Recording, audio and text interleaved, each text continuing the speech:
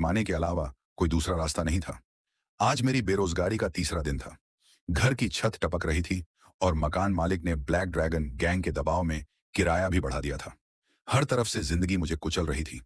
मैंने सिक्का हाथ में लिया और मन ही मन प्रार्थना की कि कम से कम अच्छा नंबर मिल जाए। अगले ही पल सिक्का 7 रंगों की रोशनी से चमक उठा और मेरे सामने एक नंबर उभरा, 4। पहले तो मुझे लगा कि मेरी किस्मत फिर से मेरा मजाक उड़ा रही है, लेकिन जल्द ही मुझे एहसास हुआ कि यह कोई साधारण लॉटरी नहीं थी। इस सिक्के से ऐसी ऐसी इच्छाएं पूरी हो सकती थीं जिनकी मैंने कभी कल्पना भी नहीं की थी। करोड़ों की दौलत, शरीर का दोबारा विकसित होना या ऊंचे सरकारी पद तक पहुंचना। अब सवाल था कि मैं क्या मांगूं। अगर मैं सीधे करोड़ों रुपए मांग लेता तो झुग्गी में पले एक अनाथ के हाथ अचानक इतनी दौलत आना मेरी मौत का कारण बन सकता था। तभी मेरे दिमाग में एक विचार आया, दौलत से ज्यादा जरूरी है उसे संभालने की ताकत। मुझे अपने पुराने बॉस की याद आई जिसने बिना किसी वजह के मुझे नौकरी से निकाल दिया था। मैंने तुरंत इच्छा मांगी, मैं 2 दिनों के अंदर मोरिया ग्रुप का चेयरमैन बनना चाहता हूं। इच्छा पूरी होते ही मेरे दिमाग में एक जगह और समय उभर आया। 23 नवंबर, रात 10:43 साउथ सिटी, त्यानकवाओ रोड, 7वीं गली। साथ ही मेरे दिमाग में उस जगह का पूरा नक्शा भी बन गया। अगले दिन तय समय से पहले मैं वहां पहुंच गया। पूरा इलाका अपराधियों का अड्डा था। मैं सावधानी से आगे बढ़ रहा था कि तभी अचानक गोलियों की आवाज गूंज उठी। कई हथियारबंद लोग किसी का पीछा कर रहे थे, लेकिन हैरानी की बात यह थी कि वे गली के अंदर जाने की हिम्मत नहीं कर रहे थे। आखिरकार मैं बताए गए स्थान पर पहुंच गया, लेकिन वहां कुछ भी नहीं था। मैंने सोचा शायद सिक्का नकली था। घड़ी में सिर्फ अब 20 सेकंड बाकी थे और ठीक समय पूरा होते ही आसमान से एक आदमी मेरे सामने आकर जमीन पर गिर पड़ा। मैंने ध्यान से देखा और मेरे होश उड़ गए। वो कोई आम इंसान नहीं, बल्कि अरबपति जॉर्ज मोरिया था, जो बुरी तरह घायल होकर मौत से लड़ रहा था। जॉर्ज मोरिया के पूरे शरीर से खून बह रहा था। उसने मुश्किल से मेरी तरफ देखा और टूटी हुई आवाज में कहा, मुझे अस्पताल पहुंचा दो, मैं तुम्हें 30 लाख दूंगा। मेरे लिए यह रकम किसी सपने से कम नहीं थी, लेकिन मैं अपनी जगह से नहीं हिला। मुझे चुप देखकर उसने फिर कहा, मेरी जान बचा दो, 5 लाख की हीरे वाली घड़ी भी तुम्हारी होगी। फिर भी मैंने कोई जवाब नहीं दिया। अब उसके चेहरे पर घबराहट साफ दिखाई देने लगी। उसने मुझे धमकाते हुए कहा, अगर मैं यहां मर गया तो मेरी मौत का इल्जाम तुम पर आएगा। मेरी हैसियत तुम्हें आसानी से बलि का बकरा बना सकती है। इस बार मैंने शांत स्वर में कहा, मैं तुम्हें मारने नहीं आया हूं, लेकिन एक बात समझ नहीं आ रही। कल मैंने इच्छा मांगी थी कि 2 दिनों में मोरिया ग्रुप का चेयरमैन बन जाऊं। सिक्के ने मुझे सिर्फ यह जगह और समय बताया। अगर मैं तुम्हें बचा लूं तो मेरा चेयरमैन बनना तुम्हारी मर्जी पर निर्भर करेगा, लेकिन उस रहस्यमयी सिक्के की शक्ति किसी इंसान की इच्छा पर निर्भर नहीं हो सकती। इसका मतलब सिर्फ एक है, मेरा यहां होना ही तुम्हारे बाद चेयरमैन बनने की असली शर्त है, और इसमें तुम्हारा जिंदा रहना जरूरी नहीं। मेरी बात सुनकर जॉर्ज मोरिया का चेहरा बदल गया। पहले हैरानी, फिर गुस्सा और आखिर में बेबसी। उसने पैसे, दौलत और धमकियों से मुझे मनाने की पूरी कोशिश की, लेकिन मैं अपनी जगह से नहीं हिला। कुछ ही देर में उसकी सांसें टूटने लगीं। मरने से ठीक पहले उसने कांपती आवाज में कहा, अगर तुम सिर्फ 10 सेंटीमीटर और पास आते तो मैं तुम्हारा शरीर छीन लेता। इतना कहकर उसकी सांस हमेशा के लिए रुक गई। लेकिन उसी पल एक अजीब घटना हुई। उसके शरीर से बैंगनी रंग की रोशनी बाहर निकली और उसकी लाश धीरे धीरे बदलने लगी। कुछ ही सेकंड में वह हैंडसम अरबपति गायब हो चुका था। उसकी जगह एक ठिगना, बदसूरत और मैले कपड़ों वाला आदमी पड़ा था। मैं अभी इस बदलाव से उबर भी नहीं पाया था कि वह बैंगनी रोशनी एक ताश के पत्ते में बदल गई। सामने हार्ट 7 बना था और पीछे जॉर्ज मोरिया की तस्वीर। जैसे ही मैंने वह कार्ड पकड़ा, एक आवाज सीधे मेरे दिमाग में गूंजी, नए खिलाड़ी का पता चला, क्या आप किंग्स गेम में शामिल होना चाहते हैं? उस पल मुझे एहसास हुआ कि मेरी जिंदगी अब सिर्फ बदलने वाली नहीं थी। मैं एक ऐसी दुनिया में कदम रखने जा रहा था जिसके बारे में आम इंसानों को कोई जानकारी ही नहीं थी। कुछ पल सोचने के बाद मैंने बिना झिझक हाँ चुन लिया। अगले ही क्षण मेरे सामने एक नया विकल्प उभरा। नया खिलाड़ी बनाएं या पुराने खिलाड़ी की पहचान विरासत में लें। मैंने तुरंत दूसरा विकल्प चुन लिया। जैसे ही फैसला पूरा हुआ, मेरे शरीर में तेज ऊर्जा दौड़ गई और मेरे सामने एक पारदर्शी स्टेटस पैनल खुल गया। एक सामान्य इंसान का लाइफ लेवल 2 होता है, लेकिन मेरा लाइफ लेवल 4 दिखा रहा था। मेरा कोड नेम था हार्ट 7। नीचे 2 नई क्षमताएं दिखाई दी, बॉडी कंट्रोल और स्ट्रिंग हॉर्न शार्क। मैंने दोनों स्किल्स का विवरण पढ़ा और मेरे पैरों तले जमीन खिसक गई। स्ट्रिंग हॉर्न शार्क की प्रभाव सीमा केवल 10 मीटर थी। यानी अगर मैं कुछ मिनट पहले जॉर्ज मोरिया के थोड़ा भी करीब चला जाता तो वह मेरे शरीर पर कब्जा कर लेता। मैं मौत से बाल बाल बचा था। तभी अंधेरी गली में किसी जानवर के गुर्राने की आवाज सुनाई दी। मैंने पलट कर देखा तो एक विशालकाय काला डेथ हाउंड मेरी तरफ बढ़ रहा था। उसका शरीर बैल जितना बड़ा था और उसकी आंखों में नीली आग जल रही थी। लेकिन उसने मुझ पर हमला नहीं किया। वह सीधे जॉर्ज मोरिया की लाश के पास गया, उसे मुंह में दबाया और फिर मेरी तरफ देखने लगा। मैंने अपनी नई शक्ति आजमाने के लिए हाथ उठाया। अचानक डेथ हाउंड शांत हो गया और बिना हमला किए लाश को घसीटता हुआ अंधेरे में गायब हो गया। इससे मेरी सबसे बड़ी परेशानी अपने आप खत्म हो गई। उसी जगह मुझे एक पुरानी डायरी मिली। मैंने उसे खोलकर पढ़ना शुरू किया। उसमें लिखा था कि मौर्य परिवार का इतिहास समुद्री डाकुओं के युग तक जाता है, लेकिन जॉर्ज मौर्य कभी जादू नहीं सीख पाया। बाद में उसे पता चला कि लन्यू किंगडम का राजा शैतान की शक्ति हासिल करने के लिए पूरे राज्य की बलि दे चुका था, और जो भी किंग्स गेम का खिलाड़ी बनता है वह इंसानों से कहीं ज्यादा शक्तिशाली हो सकता है। इसी ताकत की तलाश में जॉर्ज मौर्य अपनी सारी संपत्ति बेचकर लान्यू किंगडम पहुंचा था। लेकिन डायरी का बाकी हिस्सा रहस्यमयी भाषा में लिखा हुआ था। मैंने कई पन्ने पलटे, तभी अचानक वे शब्द अपने आप मेरी समझ में आने लगे। सबसे ऊपर लिखा था, जॉर्ज मोरिया, तुम्हारी मौत बेकार नहीं गई। अब से मैं ही नया जॉर्ज मोरिया हूं। उसी पल मुझे समझ आ गया, जिस जॉर्ज मोरिया को मैंने मरते देखा था वह असली जॉर्ज मोरिया था ही नहीं। किसी और ने पहले ही उसका शरीर और उसकी पहचान छीन ली थी, और अब उसकी सारी विरासत मेरे हाथों में आ चुकी थी। मैंने डायरी के अगले पन्ने पलटे तो एक और चौंकाने वाला सच सामने आया। उसमें लिखा था, मैं भी असफल हो गया। अगर भविष्य में कोई मेरी पहचान विरासत में ले तो उस आदमी को जरूर मारना, और मेरी एक सलाह याद रखना, अच्छी तरह पढ़ाई करना। ये पढ़ते ही सब कुछ साफ हो गया। जॉर्ज मोरिया की पहचान पहले भी किसी और ने चुराई थी, और अब वही पहचान मेरे पास आ चुकी थी। अगले पन्नों में उस व्यक्ति की डायरी थी जिसने मोरिया का शरीर छीनकर उसकी पूरी जिंदगी जी थी। उसने अपनी दौलत, ताकत और नई क्षमताओं का घमंड से जिक्र किया था, लेकिन आखिर में वह भी किसी रहस्यमयी दुश्मन के हाथों मारा गया। उस डायरी में बार बार दो चीजों का जिक्र था, रॉ और एक ऐसा दुश्मन जो हार्ट सेवन जैसे खिलाड़ी को भी मार सकता था। मुझे समझ आ गया कि यह नई जिंदगी किसी इनाम से ज्यादा एक खतरनाक जिम्मेदारी थी। अगर मुझे जिंदा रहना था तो ताकत हासिल करनी ही होगी। अगले कई दिनों तक मैं लगातार किताबें पढ़ता रहा। लान्यू किंगडम का इतिहास, अर्थवेन स्टडीज और प्राचीन सभ्यताओं का ज्ञान। इन्हीं किताबों से मुझे पता चला कि जो इंसान 13 प्राचीन भाषाएं सीख लेता है वह एक असली जादूगर बन सकता है। लेकिन इन भाषाओं को सीखना आसान नहीं था। भाषाएं इंसान को नहीं, बल्कि इंसान को भाषाएं चुनती थीं। मैं सिर्फ कुछ ही प्राचीन शब्द समझ पा रहा था, जबकि बाकी सब मेरी आंखों के सामने से ऐसे गुजर जाते जैसे उनका कोई मतलब ही ना हो। तभी मेरी जिंदगी का एक पुराना अध्याय फिर मेरे सामने आ गया। मेरा वही पुराना बॉस जिसने कभी मुझे बेइज्जत करके नौकरी से निकाला था, अब मेरे ऑफिस के बाहर 3 घंटे से सम्मान के साथ खड़ा था। उसे उम्मीद थी कि मैं उसे माफ कर दूंगा। मैंने किताब बंद की, उसकी तरफ देखा और शांत आवाज में कहा, तुम्हें नौकरी से निकाला जाता है, अभी इसी वक्त। अगले ही पल सिक्योरिटी गार्ड्स उसे घसीटकर बाहर ले गए। मैंने उसकी तरफ दोबारा देखा भी नहीं। अब मेरे लिए सबसे जरूरी चीज अतीत का बदला नहीं, बल्कि आने वाली लड़ाई की तैयारी थी। कुछ देर बाद मेरी सचिव ने बताया कि कोई मुझसे मिलना चाहता है। ऑफिस का दरवाजा खुला और एक सलीकेदार सूट पहने व्यक्ति अंदर आया। उसने मुस्कुराते हुए अपना परिचय दिया। मेरा नाम टरेनो है। मैं लान यू किंगडम का सबसे बेहतरीन प्राइवेट डिटेक्टिव हूं। मैंने बिना कुछ कहे उसे ध्यान से देखा और पूछा, बताइए, आप मेरे लिए क्या लाए हैं? टरेनो आत्मविश्वास से बोला, अगर मेरा अनुमान सही है तो आप किंग्स गेम के 52 गवर्नर्स में से एक हैं। उसकी बात सुनकर मेरी आंखों में हल्की सी चमक आई। उसे इस गुप्त दुनिया के बारे में उम्मीद से कहीं ज्यादा जानकारी थी। वह आगे बोला, जिस लड़की में आपकी रुचि है उसका नाम मूवान किंग है। वह नष्ट हो चुके श्वानवू नेशन की मार्शल आर्ट्स उत्तराधिकारी है। कई ताकतवर लोग उसकी विरासत के पीछे पड़े हैं। मैं समझ गया कि उसकी जानकारी सच थी। मैंने उसी समय उसे अपने लिए काम पर रख लिया। 2 घंटे बाद मैं टरेन्नो द्वारा बताए गए पते पर पहुंचा।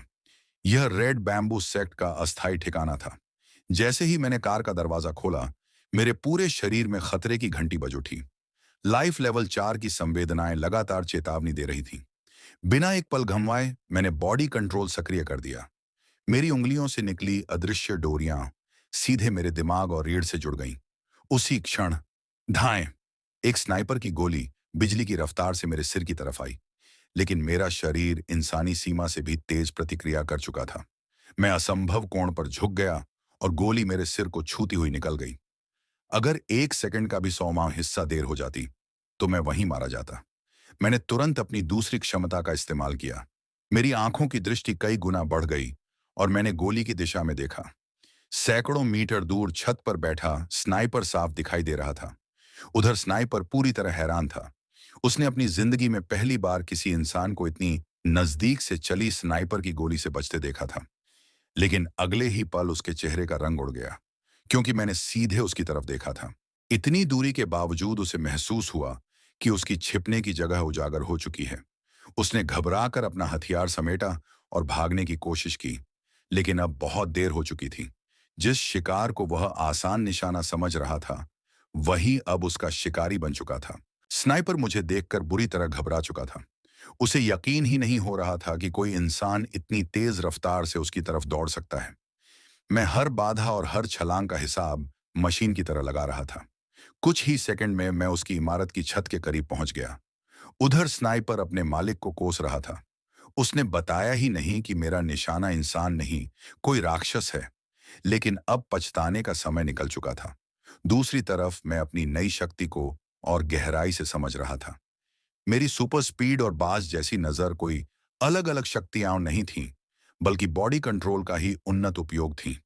तभी मुझे समझ आया कि पिछला जॉर्ज मोरिया इस क्षमता का इतना दीवाना क्यों था।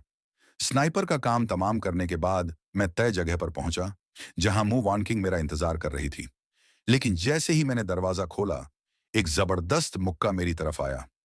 मैंने हाथ से उसे रोक तो लिया, लेकिन उसकी ताकत इतनी भयानक थी कि मेरी बांह से खून बहने लगा।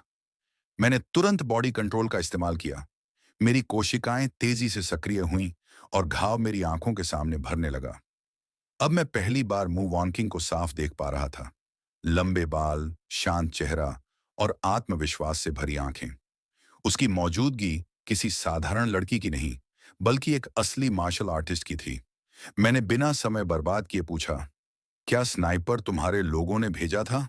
मू वान किंग ने शांत स्वर में जवाब दिया, इस दुनिया में सिर्फ ताकत की कीमत है। अगर तुम कल तक जिंदा भी नहीं रहोगे, तो तुम्हारे सारे वादे बेकार हैं। इतना कहकर वह फिर बिजली की गति से मेरी तरफ झपटी। इस बार मैंने भी बॉडी कंट्रोल पूरी तरह सक्रिय कर दिया। दोनों की रफ्तार लगभग बराबर थी। कुछ ही पलों में पूरे कमरे में मुक्कों और लातों की गूंज भर गई। रेड बैम्बू सेक्ट अपनी गति के लिए मशहूर था, लेकिन मू वान किंग हैरान थी कि मैं भी उसकी बराबरी कर रहा था। उसने अपनी ताकत और बढ़ाई, लेकिन मैंने 5 अदृश्य धागे छोड़कर उसकी हरकतें रोक दी। एक पल में उसका पूरा शरीर जकड़ गया। वह गुस्से से बोली, मुझे छोड़ो, मैंने अभी अपनी असली तकनीक भी इस्तेमाल नहीं की है। मैंने शांत स्वर में कहा, हम पहले ही एक समझौता कर चुके हैं। मैं तुम्हारे मार्शल आर्ट्स स्कूल को दोबारा खड़ा करूंगा और बदले में तुम मुझे रेड बैम्बू सेक्ट की तकनीकें दोगी। लेकिन मू वान किंग ने सिर हिला दिया। साधारण तकनीकें मैं दे सकती हूं, लेकिन अंतिम गुप्त कला सिर्फ सेक्ट मास्टर को पता है। अगर उसे पाना चाहते हो तो पहले मेरे गुरु को ठीक करना होगा। उसकी बात सुनकर मैं कुछ देर सोच में पड़ गया। मेरी मौजूदा शक्ति से यह इलाज संभव नहीं था। अगर मुझे उसके गुरु को बचाना था, तो सबसे पहले मुझे बॉडी कंट्रोल को लेवल 2 तक पहुंचाना होगा। और उसके लिए मुझे उस रहस्यमयी रॉ ओनायर को हासिल करना ही पड़ेगा। अब मेरा अगला लक्ष्य पूरी तरह साफ था। मू वान किंग से मिलने के बाद मैं सीधे वापस लौट आया। अब मेरा सबसे बड़ा लक्ष्य था रॉ और हासिल करना, क्योंकि उसी की मदद से मैं अपनी हार्ट 7 कार्ड की शक्ति को अगले स्तर तक पहुंचा सकता था। इसी दौरान मैं लगातार प्राचीन भाषाओं का अध्ययन करता रहा। एक दिन मैंने महसूस किया कि जब भी मैं रहस्यमयी इच्छा वाला सिक्का इस्तेमाल करता हूं, वे प्राचीन अक्षर अचानक समझ में आने लगते हैं। मैंने तुरंत जॉर्ज मोरिया की डायरी दोबारा पढ़नी शुरू की। इस बार कई नए रहस्य खुल गए। मुझे पता चला कि हर कार्ड के पास केवल एक विशेष क्षमता होती है। लेकिन जॉर्ज मोरिया ने जब रॉ और को हार्ट 7 के पास रखा था, तो कार्ड ने उस खनिज को निगल लिया और उसी वजह से उसे दूसरी शक्ति भी मिल गई। बाद में उसने उस रॉ ऑयर को उसकी ऊर्जा वापस लाने के लिए एक बंद पड़ी खदान में छिपा दिया था। लेकिन अब उस खदान में लगातार रहस्यमयी विस्फोट हो रहे थे। ये साफ था कि कोई मुझे जानबूझकर वहां बुलाना चाहता था। मैंने फैसला किया कि चाहे जो हो, मुझे खुद वहां जाना होगा। अगले दिन मैं टरेनो के साथ खदान की ओर निकल पड़ा। लेकिन रास्ते में ही अचानक टरेनो की आवाज गूंजी, बॉस, हम पर घात लगाकर हमला किया गया है। उनके पास रॉकेट लॉन्चर है। बात पूरी भी नहीं हुई थी कि एक जोरदार धमाका हुआ। हमारी गाड़ी हवा में उछल गई। मैंने बिना एक पल गंवाए टरेनो को सुरक्षित जगह धक्का दिया और खुद कार का दरवाजा फाड़कर बाहर निकल आया। दूर पहाड़ी पर छिपे भाड़े के सैनिक मुझे देखकर दंग रह गए। उनका लीडर फ्लोरेट समझ चुका था कि यह कोई साधारण मिशन नहीं है। अगले ही पल चारों तरफ से भारी मशीनगनों की गोलियां बरसने लगीं। मैंने गहरी सांस ली। Red bamboo fist, shadow hunt. मेरे शरीर की सारी ताकत एक साथ फट पड़ी। मैं इतनी तेज दौड़ा कि पीछे हवा का तेज भंवर बन गया। मेरी रफ्तार लगभग 30 मीटर प्रति सेकंड पहुंच चुकी थी। दुश्मनों के स्पीड मीटर पर आंकड़ा देखकर फ्लोरेट की आंखें फैल गईं। यह चीते से भी दोगुनी रफ्तार है। उन्होंने तुरंत ट्रैकिंग गोलियां चलानी शुरू कर दी और मेरी हर दिशा बंद करने की कोशिश की। लेकिन मैं अब रुकने वाला नहीं था। मैंने फिर से बॉडी कंट्रोल सक्रिय किया। 5 धागे मेरी रीढ़ में समा गए और उसी क्षण मेरी मार्शल आर्ट्स एक नए स्तर पर पहुंच गई। मेरी रफ्तार और ताकत दोनों कई गुना बढ़ गईं। कुछ ही सेकंड में गोलियों की बारिश रुक चुकी थी और युद्ध का पलड़ा पूरी तरह मेरी तरफ झुक चुका था। कुछ ही मिनटों में पूरा युद्ध क्षेत्र शांत हो गया। भाड़े के सैनिक एक एक करके जमीन पर गिर चुके थे। अब केवल उनका लीडर फ्लोरेट ही मेरे सामने खड़ा था। मैंने उसकी तरफ देखते हुए कहा, अगर जिंदा रहना चाहते हो तो बताओ तुम्हें किसने भेजा है। फ्लोरेट हल्का सा मुस्कुराया। तुम्हें लगता है कि तुम जीत चुके हो? अचानक उसने अपने सिर के पीछे लगे एक रहस्यमयी एक्सट्रीम चिप को सक्रिय कर दिया। अगले ही पल उसका पूरा शरीर दर्द से कांपने लगा, लेकिन उसकी आंखों में अजीब सी सनक भर गई। वह जोर से हंसते हुए बोला, मैं ब्लैक ब्लड अलायंस का सुपर सोल्जर हूं। आज चाहे मैं मर जाऊं, लेकिन तुम्हें भी नहीं छोड़ूंगा। ये नाम सुनते ही मुझे डायरी में पढ़ी बातें याद आ गईं। ब्लैक ब्लड अलायंस वही संगठन था जिसने मार्शल आर्ट्स की असली विरासत चुराने के लिए तकनीक की मदद से इंसानों को हथियार बना दिया था। उनके सैनिकों की ताकत उस रहस्यमयी छिप से आती थी। फ्लोरेट ने अचानक हमला कर दिया। उसकी चाल किसी जंगली बाघ जैसी थी। हर वार जानलेवा था। मैंने भी पूरे ध्यान से उसका सामना किया। कुछ ही पलों में मुझे एहसास हो गया कि उसकी लड़ाई की शैली किसी मशहूर मार्शल आर्ट्स स्कूल से ली गई थी। मैंने उसके हर वार को ध्यान से पढ़ना शुरू किया। धीरे धीरे मैं उसी की तकनीक की नकल करने लगा। फ्लोरेट की आंखें हैरानी से फैल गईं। असंभव! तुम एक बार देखकर मेरी मार्शल आर्ट्स कैसे सीख सकते हो? मैंने शांत स्वर में जवाब दिया। मार्शल आर्ट्स की असली ताकत ताकतवर शरीर में नहीं, बल्कि उसकी चाल समझने में होती है। अब हर बार जब फ्लोरेट हमला करता, मैं ठीक उसी तकनीक से उसका जवाब देता। उसे ऐसा लगने लगा जैसे वह अपने ही प्रतिबिंब से लड़ रहा हो। लेकिन उसे यह नहीं पता था कि लड़ाई शुरू होने के दौरान ही मैंने अपनी बॉडी कंट्रोल की अदृश्य डोरियां उसके शरीर में पहुंचा दी थीं। उसकी हर हरकत अब मेरे नियंत्रण में आने लगी थी। फ्लोरेट घबरा गया। उसने भागने की कोशिश की, लेकिन अगले ही पल उसका शरीर अचानक लड़खड़ाया और वह जमीन पर गिर पड़ा। उसके सिर के पीछे लगा एक्सट्रीम चिप अब मेरे हाथ में था। मैंने उसे ध्यान से देखा। यही वह तकनीक थी जिसने ब्लैक ब्लड अलायंस को इतना खतरनाक बना दिया था। तभी टरेनो दौड़ता हुआ मेरे पास पहुंचा। वह खुद को इस हमले के लिए दोष दे रहा था, लेकिन मैंने उसे शांत करते हुए कहा, तुमने अपना काम ठीक किया है। अब असली लड़ाई शुरू होने वाली है। मैंने अपनी जेब से एक विशेष दवा निकाली और खा ली। यह काले बाजार से खरीदी गई दुर्लभ दवा थी, जो शरीर की ऊर्जा और घाव दोनों को तेजी से ठीक कर देती थी। उसी समय टरेनो ने मुझे एक लाइफ डिटेक्टर सौंपा। उसकी स्क्रीन पर 2 पीले बिंदु दिखाई दे रहे थे, एक मेरा और दूसरा टरेनो का। लेकिन अचानक स्क्रीन तेजी से चमकने लगी। एक बहुत बड़ा ऊर्जा संकेत हमारी तरफ बढ़ रहा था। अगले ही पल लंबे बालों वाली एक रहस्यमयी महिला हमारे सामने प्रकट हुई। उसने सीधे मेरी आंखों में देखते हुए कहा, हार्ट सेवन, आखिरकार मैं तुम्हें ढूंढ ही लाई। उसकी मौजूदगी ही बता रही थी कि वह अब तक मिले हर दुश्मन से कहीं ज्यादा शक्तिशाली थी। उस रहस्यमयी महिला की मौजूदगी से पूरा माहौल भारी हो गया। लाइफ डिटेक्टर की स्क्रीन पर उसकी ऊर्जा इतनी ज्यादा थी कि मेरा सिग्नल उसके सामने बेहद छोटा लग रहा था। मैं समझ गया, अगर मैंने एक भी गलत शब्द बोला तो यही मेरी कहानी खत्म हो सकती है। महिला ने बिना किसी भूमिका के पूछा, हार्ट सेवन, बताओ तुम कीपर बनोगे या ट्रेटर? मैं कुछ पल चुप रहा, फिर सावधानी से पूछा, पहले यह बताइए, मुझ पर जो हमले हुए, क्या उनके पीछे आप लोग थे? महिला ने हल्की सी हंसी के साथ कहा, तुमने जॉर्ज मोरिया की पहचान तो विरासत में ले ली, लेकिन उसकी दुश्मनी भी साथ ले ली।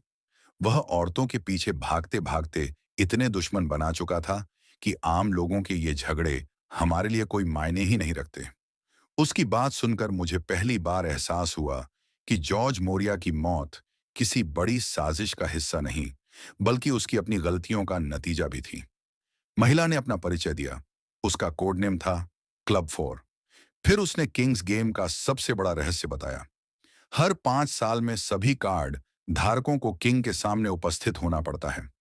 उस दिन तय होता है कि कौन जिंदा रहेगा और कौन मरेगा।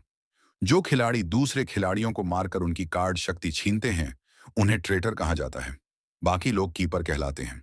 अगर कोई ट्रेटर बनता है तो कीपर्स उसे दुनिया के किसी भी कोने में ढूंढकर मार डालते हैं। मैं तेजी से सोचने लगा। ट्रेटर बनने का मतलब था असीम आजादी, लेकिन हर समय मौत का खतरा। कीपर बनने का मतलब था नियमों का पालन, लेकिन कम से कम शुरुआत में सुरक्षित रहना। कुछ पल बाद मैंने फैसला कर लिया। मैंने शांत आवाज में कहा, मैं कीपर बनना चाहता हूं। मेरे जवाब के बाद पहली बार क्लब 4 के चेहरे पर संतोष दिखाई दिया, लेकिन उसने तुरंत अगला आदेश भी दे दिया। एक ट्रेटर भाग निकला है। उसका नाम नाइजल फेंग है।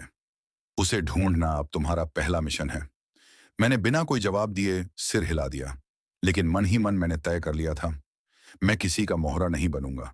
पहले अपनी ताकत बढ़ाऊंगा, फिर तय करूंगा कि इस किंग्स गेम में असली खिलाड़ी कौन होगा। इसी सोच के साथ मैं सीधे उस बंद पड़ी खदान की ओर निकल पड़ा, जहां रॉ ओनायर मेरा इंतजार कर रहा था। मुझे बिल्कुल अंदाजा नहीं था कि वहां मिलने वाली शक्ति मेरी जिंदगी को हमेशा के लिए बदल देने वाली थी। मैं सीधे उस सुनसान खदान में पहुंचा जहां जॉर्ज मोरिया ने रॉ ओनायर छिपाया था। काफी खोजबीन के बाद आखिरकार मुझे वह रहस्यमयी खनिज मिल गया। जैसे ही मैंने उसे अपनी हार्ट 7 कार्ड के पास रखा, कार्ड जिंदा हो उठा। कुछ ही सेकंड में उसने पूरा रॉ और अपने अंदर समा लिया। अब मुझे बस 3 दिन इंतजार करना था। इसके बाद मैं अपनी किसी एक क्षमता को लेवल 2 तक अपग्रेड कर सकता था। खदान से लौटते ही मैं सीधे उस जगह पहुंचा जहां टेरिनो मेरा इंतजार कर रहा था। उसने मेरी एक अजीब सी इच्छा पूरी कर दी थी। इस देश में जहां वीडियो गेम को बुरी चीज माना जाता था, मैंने करोड़ों खर्च करके एक छोटा सा गेम स्टूडियो खरीद लिया था। स्टूडियो का मालिक मिया नाम का एक युवा डेवलपर था। लोग उसे पागल कहते थे क्योंकि वह अपनी पूरी जिंदगी वर्चुअल रियलिटी गेम्स बनाने में लगा चुका था। लेकिन मुझे महसूस हो रहा था उसके पास दुनिया का कोई बड़ा रहस्य छिपा है। मिया ने मुझे अपना अधूरा वर्चुअल लॉगिन डिवाइस दिखाया। उसने बताया, यह तकनीक असल में 6 डायमेंशनल चर्च ने बनाई थी। उनका सपना था कि इंसानों की चेतना को जोड़कर एक नई दुनिया बनाई जाए। लेकिन बाद में किंग्स गेम ने इसी तकनीक का इस्तेमाल लोगों की सोच बदलने के लिए करना शुरू कर दिया। उसकी बात सुनकर मेरी सारी कड़ियां जुड़ने लगी। अब मुझे समझ आने लगा था कि इस देश में गेम डेवलपमेंट पर इतनी सख्त पाबंदी क्यों थी। मैंने बिना देर किए माया को 3 करोड़ का नया निवेश दे दिया। मिया खुशी से पागल हो गया। फिर उसने अपनी जिंदगी का सबसे बड़ा राज बताया। बचपन से मुझे एक ही सपना आता है। मैंने देवताओं को एक दूसरे से लड़ते देखा है। उनकी लड़ाई ने पूरी धरती को बदल दिया था। लेकिन कोई मेरी बात पर विश्वास नहीं करता। मैं चुपचाप उसकी बातें सुनता रहा। पहले शायद मैं भी इसे पागलपन समझता, लेकिन अब नहीं, क्योंकि मैं खुद इस दुनिया का असली चेहरा देख चुका था। तभी मैंने अपनी जेब से एक्सट्रीम चिप निकाली और माया को दिखाई। उसे देखते ही उसकी आंखें चमक उठी। ये ब्लैक ब्लड अलायंस की मिलिट्री चिप है। अगर मुझे थोड़ा समय मिले तो शायद मैं इसे डिकोड कर सकूं। कुछ देर बाद स्क्रीन पर प्राचीन भाषाओं के अजीब अजीब अक्षर उभरने लगे। मैं उन्हें ध्यान से पढ़ ही रहा था कि अचानक पूरे कमरे की बिजली झिलमिलाने लगी। सभी मॉनिटर अपने आप चालू हो गए और स्क्रीन पर खून से लथपथ एक कटा हुआ इंसानी सिर दिखाई देने लगा। उसके मुंह से भयानक चीखें निकल रही थीं।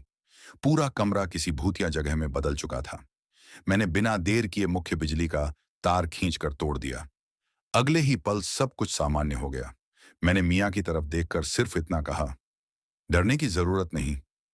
यह सिर्फ एक साधारण वायरस नहीं था, बल्कि किसी ने इस चिप के अंदर जानबूझकर एक खतरनाक सुरक्षा जाल छिपा रखा था। लेकिन मेरे मन में एक बात साफ हो चुकी थी।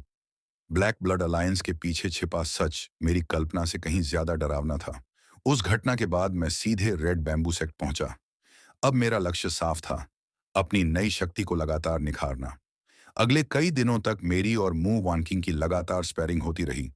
शुरुआत में उसे लगा कि वह आसानी से मुझे हरा देगी, लेकिन हर मुकाबले के बाद उसकी हैरानी बढ़ती चली गई। मैं सिर्फ उसकी चालों का जवाब ही नहीं दे रहा था, बल्कि हर लड़ाई में उसकी तकनीकों को सीख भी रहा था। मेरी प्रगति इतनी तेज थी कि कुछ ही दिनों में मेरी मार्शल आर्ट्स पहले से कई गुना बेहतर हो चुकी थी। मू वान किंग मन ही मन सोचने लगी, यह आदमी सच में इंसान है भी या नहीं। वह वर्षों की मेहनत से जहां पहुंची थी, मैं वहां कुछ ही दिनों में पहुंच रहा था। लेकिन एक समस्या अब भी बाकी थी। चाहे मैं कितना भी अभ्यास कर लूं, ग्रैंड मास्टर की सीमा पार नहीं कर पा रहा था। ऐसा लग रहा था जैसे मेरे सामने कोई अदृश्य दीवार खड़ी हो। तभी मुझे मोआ वान किंग के गुरु यू होंगवू की याद आई। उनकी नसें बुरी तरह क्षतिग्रस्त थीं और वे वर्षों से चल फिर भी नहीं पा रहे थे। अब जबकि मेरा बॉडी कंट्रोल लेवल 2 हो चुका था, मैंने उनका इलाज शुरू करने का फैसला किया। मैंने अपनी अदृश्य डोरियां उनके पूरे शरीर में फैला दी, उनकी नसों और मांसपेशियों को धीरे धीरे दोबारा जोड़ना शुरू किया। यह इलाज बेहद दर्दनाक था। यू होंगवू का पूरा शरीर कांप रहा था, लेकिन उन्होंने एक बार भी हार नहीं मानी। करीब आधे घंटे बाद इलाज पूरा हो गया। वे धीरे धीरे अपनी जगह से उठे, अपनी मुट्ठी भींची और वर्षों बाद पहली बार अपने शरीर की ताकत महसूस की। उनकी आंखों में खुशी साफ दिखाई दे रही थी। उन्होंने मेरी तरफ देखा और बिना कुछ कहे सिर झुका दिया। अपने वादे के अनुसार उन्होंने मुझे रेड बैम्बू सेक्ट की अंतिम गुप्त तकनीक सौंप दी। लेकिन मैंने उसे तुरंत सीखना शुरू नहीं किया, क्योंकि इलाज के दौरान मुझे एक और चौंकाने वाली बात पता चली थी। यू होंगवू की असली चोट किसी दुश्मन ने नहीं पहुंचाई थी, बल्कि उनकी अपनी मार्शल विल ने ही उनके शरीर को नुकसान पहुंचाया था। यानी मार्शल आर्ट्स जितनी ताकत देती है, उतना ही बड़ा खतरा भी अपने साथ लाती है। अब मुझे समझ आ चुका था कि इस दुनिया में सिर्फ किंग्स गेम ही नहीं, बल्कि मैजिक, मार्शल आर्ट्स और एंशिएंट सिविलाइजेशन तीनों एक दूसरे से जुड़े हुए थे। और अगर मुझे इस खेल में जिंदा रहना था, तो इन तीनों रास्तों पर एक साथ आगे बढ़ना ही होगा। यू होंगवू से विदा लेने के बाद मैं कई दिनों तक गहरी सोच में डूबा रहा। अब मेरे सामने ताकत हासिल करने के 3 अलग अलग रास्ते थे। पहला, किंग्स गेम की रहस्यमयी शक्तियां। दूसरा, मार्टियल आर्ट्स का कठिन लेकिन भरोसेमंद मार्ग। और तीसरा, प्राचीन जादू, जिसकी शुरुआत एंशियंट लैंग्वेजेस सीखने से होती थी। लेकिन एक साथ तीनों रास्तों पर आगे बढ़ना आसान नहीं था। इसी बीच टेरिनो का अचानक फोन आया। उसकी आवाज पहले से कहीं ज्यादा गंभीर थी। बॉस, अर्बन लेजेंड वाला डेथ हाउंड मिल गया है। मैं तुरंत अपनी टीम के साथ उस बदनाम झुग्गी इलाके में पहुंचा। वहां हर दिन गैंगवार होती थी, लेकिन किसी को भी उस रहस्यमयी दानव से कोई मतलब नहीं था।